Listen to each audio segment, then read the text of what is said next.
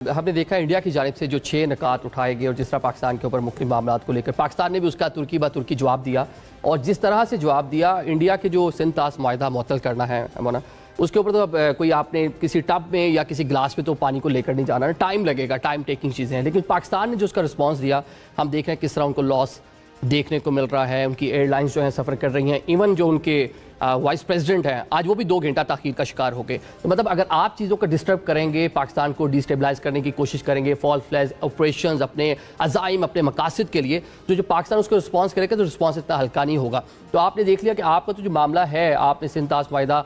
यूनिलैटरल्स को मुअत्तल करने की जो बात की है उसमें टाइम टेकिंग है, या ऑलरेडी जो इंफ्रास्ट्रक्चर है या आपको उसको तब्दील करना पड़ेगा या कुछ नए मंसूबे जो एक वक्त लेंगे। तो पाकिस्तान का रिस्पॉन्स आपने इस सतह पर देख लिया। बाकी जो आप इंटरनल पाकिस्तान की बात कर रहे हैं, इंटरनल जो हारमनी पिछले कुछ टाइम से कुछ मसाइल थे, लेकिन आज जिस तरह सेनेट ऑफ पाकिस्तान ने जिस तरह जवाब दिया है, तमाम पॉलिटिकल पार्टीज़ उसमें मुस्लिम नून हो, पाकिस्तान पीपल्स पार्टी हो, ANP हो, पाकिस्तान तहरीक इंसाफ स्पेशली शिबली फराज ने जिस तरह अपना स्टांस रखा अपनी जमात का, उनको जिस तरह अपनी जमात को प्रेजेंट किया, तो बड़ा शानदार है। पूरी कौम इस तरह के मामला जो कौमी मामला है वहाँ पर हमें यकजा दिखाई दे रही है।